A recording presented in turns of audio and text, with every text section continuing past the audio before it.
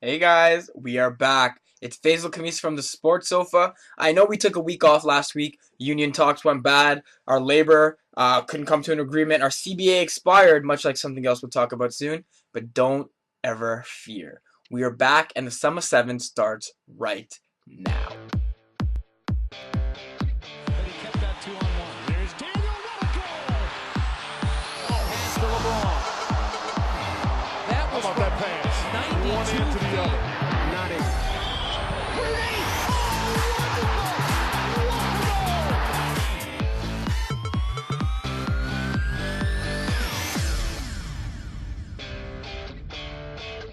We start with the NBA. We congratulate Kevin Love right off the top for recording his 52nd straight double-double, breaking Moses Malone's record and now taking over the double-double record in the NBA. He, of course, promptly ended it after recording one more and lost it today against the Golden State Warriors. While it's a great record, he comes nowhere close to matching Wilt Chamberlain's pre-merger record of 227, but you know what? We clap for you either way, Kevin Love. A not-so congratulations goes out to the Milwaukee Bucks. They managed to score a grand total of 22 points Sunday against Boston in one half. Total. 22 points in one half total. Carmelo Anthony had 20 in the first half for the New York Knicks today. 22 total. Don't worry though, they stepped it up and scored a huge 34 points in the second half to only manage 56 for the whole game. Shaking my head. Shaking my head, Milwaukee. But I digress. The big story for the last couple weeks has been the Miami Heat.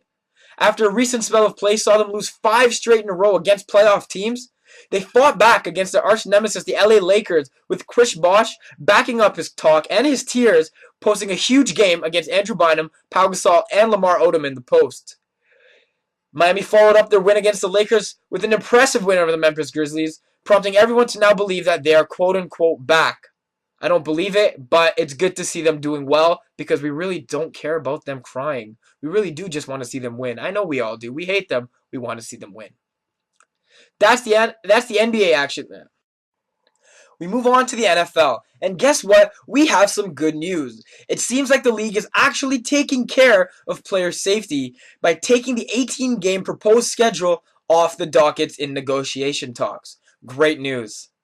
Oh, the bad news is, though, as of Saturday morning at 12 a.m., the NFL was officially in lockout mode. No collective bargaining agreement. Therefore, as of now, if the season were to start tomorrow, well, it wouldn't start tomorrow because there's no agreement, no deal between the owners and the Players Association. Now, some fear this lockout may go well deep into this summer and even cancel the beginning of the season. But personally, I feel there's too much money on the line for owners and players alike to not work something out. DeMaurice Smith, you better pick a better hat for the next round of negotiations because I tell you what, the players are surely counting on you to get this done. On to the NHL, and things could not be more exciting. Negative news aside, we recap the Max Pacioretty-Zdeno Chara incident in our Pucking Around feature right below this video, so be sure to check it out. But we're not here to focus on the negatives, we're here to talk to you about the good. Let's talk about some good. Good is the Western Conference race right now. 5 teams separated by 1 point. You can't ask for something better than that. Teams 4, 5, 6, 7, 8. 82 points in 4 and 81 all the way down. Not to include 79 and 78 for the 9th and 10th place teams right now, this race is certainly one that will come down to the wire. In other positive news, Daniel Sedin, brother of former Art Ross and Hart Trophy winner last year, Henrik Sedin, seems to be following in his brother's footsteps. He had an unbelievable last 2 weeks to take over the scoring lead in the NHL by 5 points over Steven Stamkos and now has 89 points to lead the league.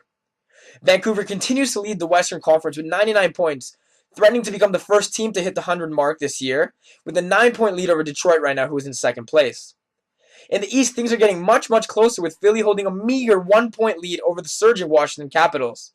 At the bottom, or at the end of the playoff race in the Eastern Conference, it seems to be tight between the Buffalo Sabres, the New York Rangers, the Carolina Hurricanes, and yes, the Toronto Maple Leafs. Only 4 points separate those 4 teams right now, and again, with interdivision matchups and games coming up against each other, this is another race that will no doubt go down to the wire.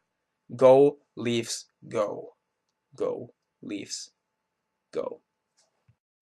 Let's quickly turn our attention to the NCAA Men's Division I Basketball Championships. March Madness starts this week with regional tournaments taking place over the last couple days.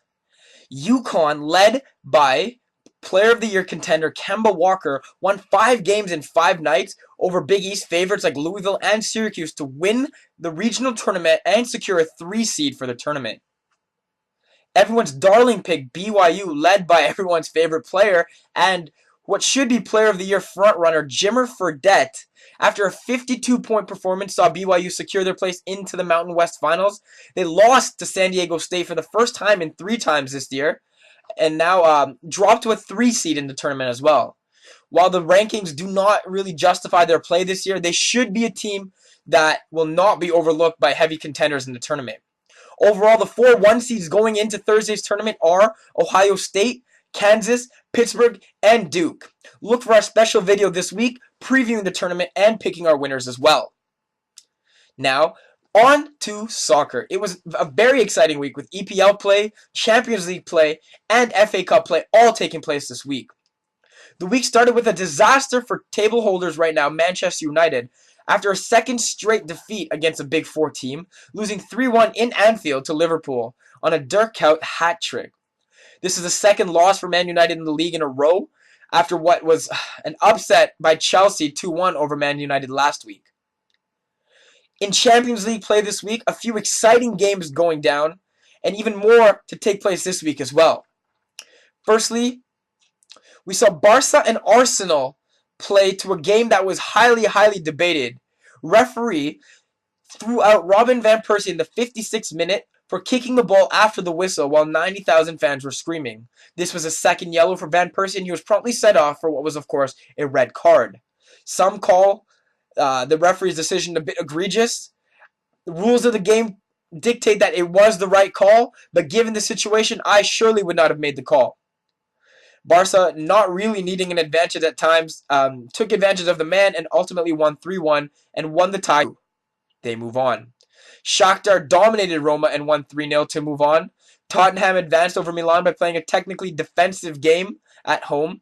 And Schalke proved too strong for Valencia, knocking out the Spanish team. This week, we see Man United try to put their impeccable home record to the test against Marseille, needing 1 goal to go through after a 0-0 draw in France. Real Madrid in a similar situation, but have that away goal advantage after drawing 1-1 in Lyon a couple weeks ago, look to go through at home. Chelsea, simply have to show up against Copenhagen after securing 2 away goals in the 2-0 victory a couple weeks ago. Bayern look to avenge last year's Champions League defeat to Inter Milan and try to hold their 1-0 lead through in Germany. In FA Cup action this week, Man United was up again against a tough team in Arsenal, but prevailed by playing 7 defenders to start the game. Fergie always up to his tricks, and ultimately prevailed 2-0. Another big team to go through is Man City, who beat Reading 1-0 after what can only be described as a poor game. The Manchester teams have been drawn against each other for the FA Cup semi-finals, with a finals place at risk. It should be a great derby. So there you have it, folks. I know we took a week off, and I know many of you cried in outrage and stormed on my door. Not true. But hey, we came back with this week's Summer 7. Thank you for the continued support. Don't forget about our new Pucking Around feature with videos by Raheem Ladani every Saturday now, and Summer 7 being moved to Sunday, and catch a full lineup of new articles, new rankings, and new fantasy picks this week as well. You know, for the most comfortable seat in sports, make sure you sit on the sports sofa. See you next week.